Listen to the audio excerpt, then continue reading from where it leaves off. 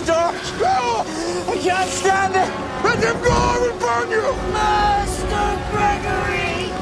Master Gregory! Master Gregory! Time has made me stronger! I am no longer as easy to contain.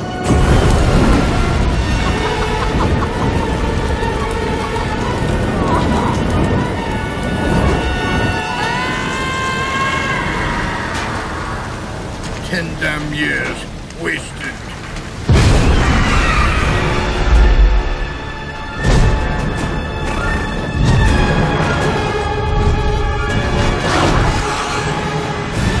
I'm coming for you, Malgan! I'm coming for you! What's happening?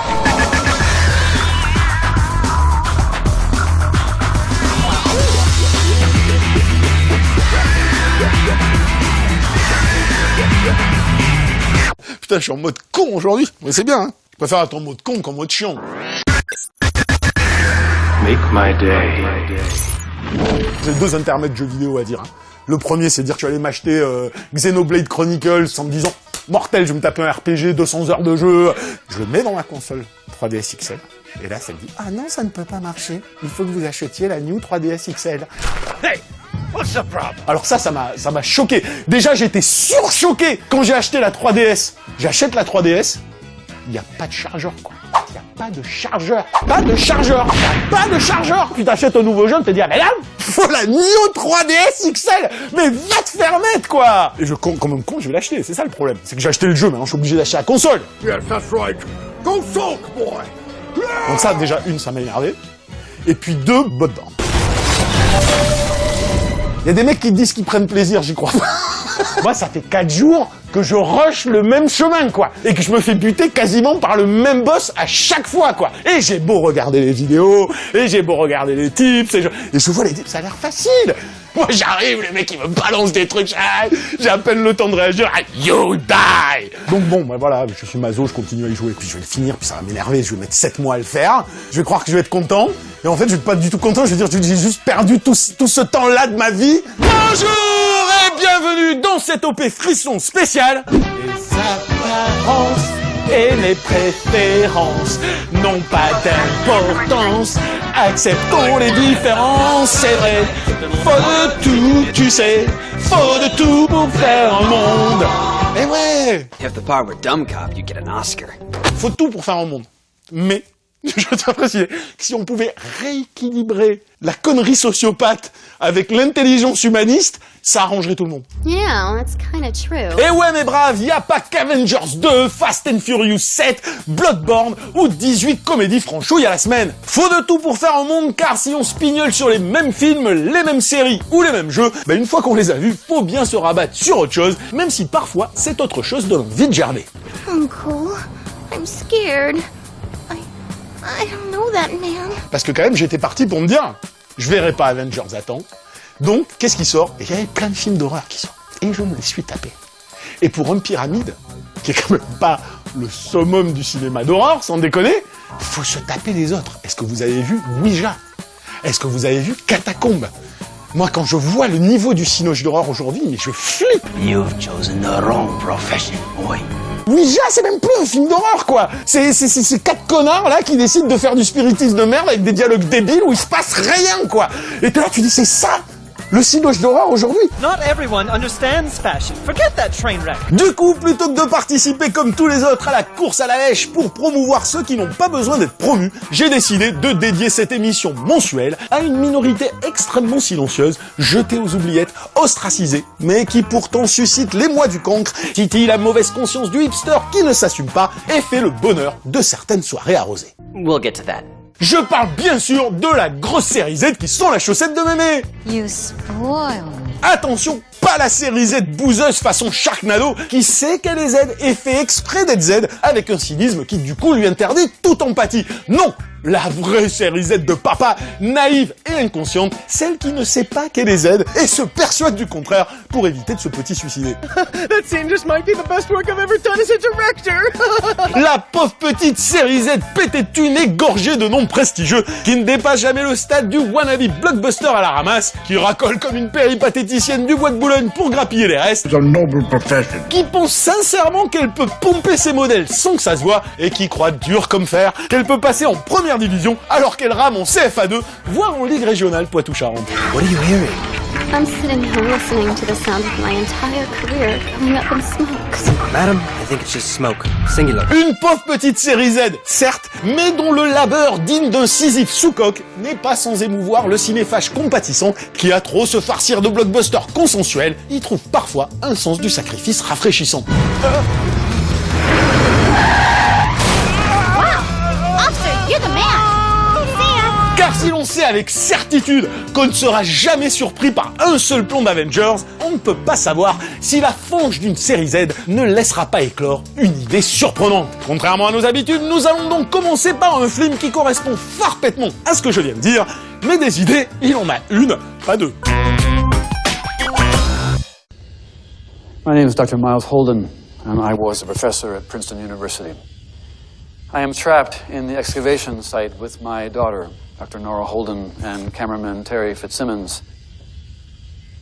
And we need help. This pyramid, unlike any other structure I've ever encountered, seems to have been built with the express purpose of keeping whatever is inside from escaping. If you come down here, bring guns. Attention, on attaque cette émission dédiée aux perles du 7e art avec la sortie en salle d'un nouveau film qui va faire très très peur. Orchestré par le duo Alexandre Aja, Grégory Levasseur, les hommes derrière La Colline à des yeux, Piranha, Mirrors ou encore le récent Horns. Là, forcément, je sens que ça s'agite chez les fans de cinéma de genre en France, qu'une certaine excitation titille leur coronesse, jusqu'à ce que, subrepticement, la thématique de cette émission remonte lentement au cerveau. Eh ouais, c'est une spéciale série Z. Alors vous pouvez hurler, m'insulter, me menacer d'une salle de shotgun entre les fesses, et même si ça vous défrise les poils du cul, Pyramide, parce que ça s'appelle Pyramide le film, comme le jeu télé avec Patrice Laffont, c'est une grosse série Z. Voilà, c'est comme ça. Mais est-ce que c'est fun ?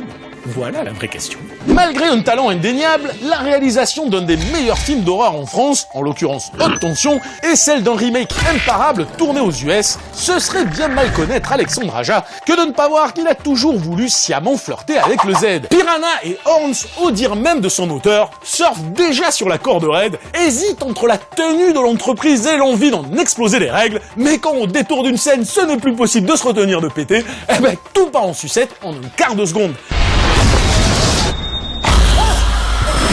Mais il reste toujours la conscience d'une envie jamais pleinement assumée, comme si Aja rongeait son frein sans vraiment être sûr d'avoir raison de le faire.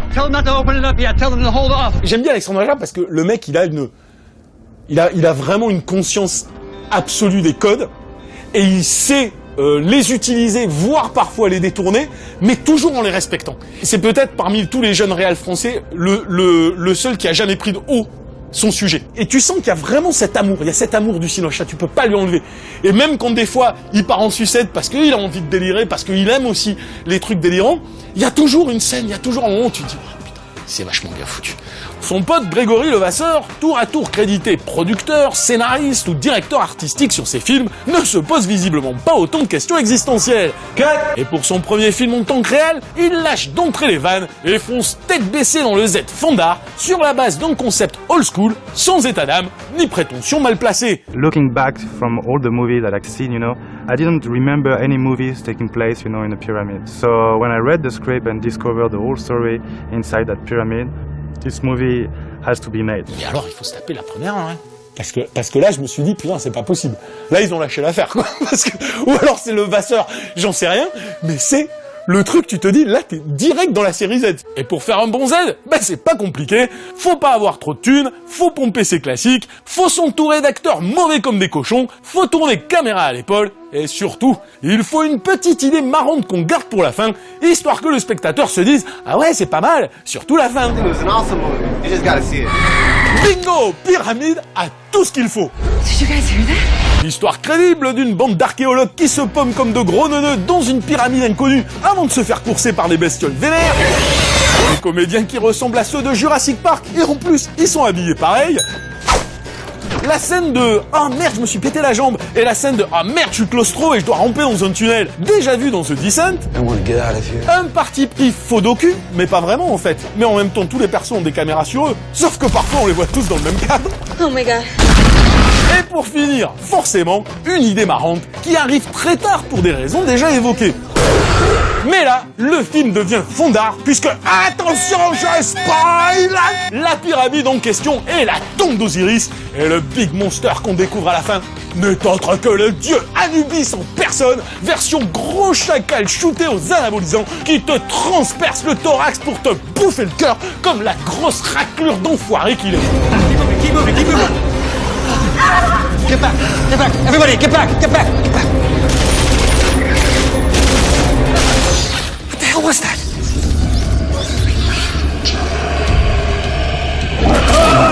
Ça, pour le coup, c'est une idée que je considère être, entre guillemets, à Jalvasseur, c'est-à-dire vraiment des mecs qui ont grandi avec le cinoche d'horreur qu'on a aimé, qui déréalisent leur truc, qui vont jusqu'au bout de leur délire, qui font un monstre, qui assument leur fantastique, qui n'essayent pas de le rationaliser comme dans tous les films d'aujourd'hui, et que le mec il se dit à la fin, bah ouais, notre bad guy c'est Anubis, quoi, on va foutre un dieu, quoi, vas-y, et puis c'est le Anubis, genre le chacal, la tête comme ça qui se retourne, tout vénère avec des muscles. Rien que pour ça, le film vaut mieux que tous les Ouija, Catacombes, It Follows et autres paranormal bidules qui débarquent en salle. C'est peu. Ça ne suffit pas à excuser l'heure de pantalonnade qui précède, mais c'est fun, gore et pleinement assumé. Quand les mecs ils font arriver à Anubis, je sens les mecs derrière le combo, tu vois, qui sont là genre, mais t'es cool.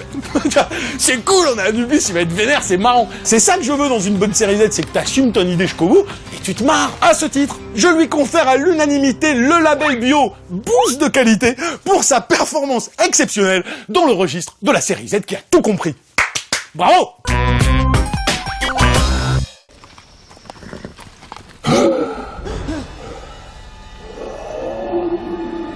It's just a ghast. Level 6 creature. These words are filled with them. Try not to upset it. Should leave you alone. On continue cette émission spéciale série Z avec la définition parfaite du Z version luxe. À savoir un Z ultra tuné qui pète plus haut que son cul et qui pense être tellement un carton au box-office qu'il n'imagine pas une seconde qu'il puisse être Z.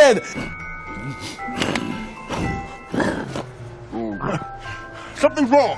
Et plus il étale sa thune, plus il se prend au sérieux, plus il se persuade de donner aux têtards de 12 ans ce qu'ils attendent, plus il se ramasse comme une grosse otarie défoncée à la weed. Je parle bien sûr du chiantissime, le 7e fils de Sergei Boudrov, bousasse intergalactique dégoulinante de pognon gaspillé, que je ne daigne chroniquer dans cette émission qu'à titre préventif, pour que les fans lobotomisés de Narnia ou du Choc des Titans ne se fassent pas berner, parce que ouais, c'est encore plus pourri quoi. Bon, le critique qui se prend au sérieux vous en tartinerait des caisses sur le réalisateur russe grabataire, sur les super romans qui ont inspiré la chose, sur la production chaotique du film qui a perdu en cours de route son distri, qui a dû rallonger de la thune suite à la faillite de sa boîte de VFX, qui a modifié son score à la dernière minute, j'en passe et des meilleurs.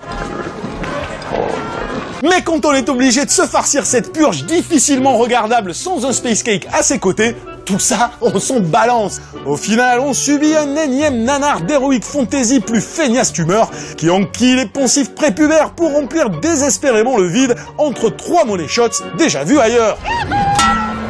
Alors ouais, ils sont bien foutus et à l'instar d'Hercule, ça fait le job dans la bande-annonce. Mais tu finis quand même par te prendre un gros doigt d'honneur de connard qui ricane une fois que t'as payé pour le voir.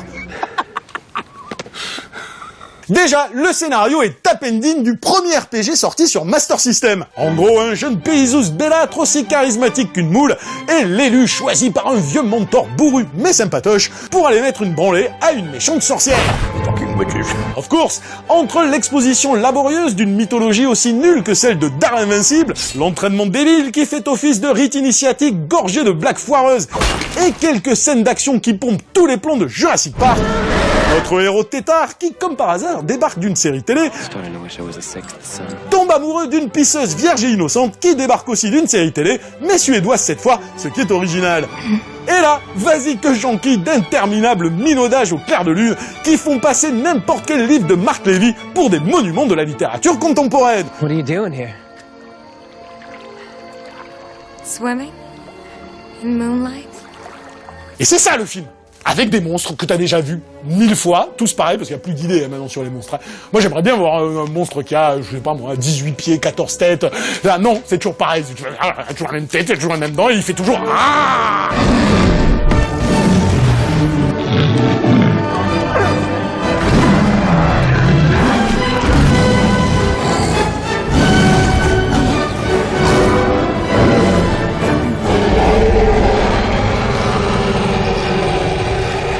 Puis ce qui m'a fait rire aussi dans le film, je te le dis vite fait là, c'est Jimon Unsu, parce que alors, les mecs ils se sont dit, ah ouais alors le créateur de God of War, il avait toujours dit que ce serait bien que ce soit Jimon Unsu qui soit God of War. Et alors du coup le mec il se radine et il a les mêmes armes que dans God of War.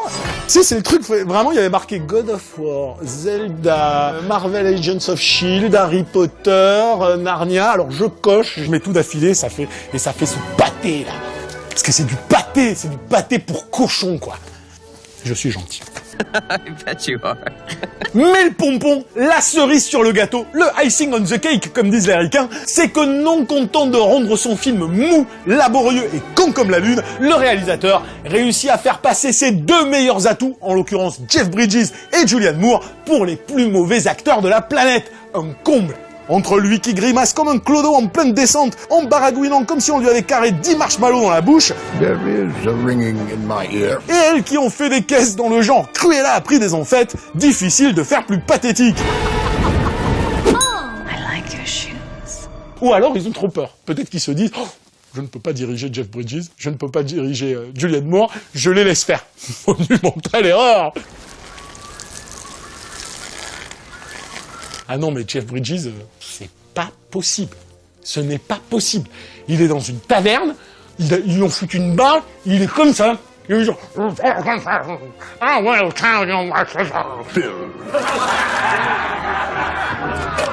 C'est tout le monde lui dit, t'as été génial dans True Grit. Tu peux faire la même chose en poussant le curseur à 1000 ? Flattery is fine, gold is finer. En réalité, le problème de Seven Sod, c'est que malgré sa puissante capacité à produire de la bouse indéfendable, jamais il n'entrevoit l'idée qu'il est une bouse. Cette lucidité, qui aurait interdit l'inflexible sérieux qu'il affiche, aurait pu le sauver et le rendre attachant. En l'état, il n'a que le destin bouseux qu'il mérite. Did it hurt?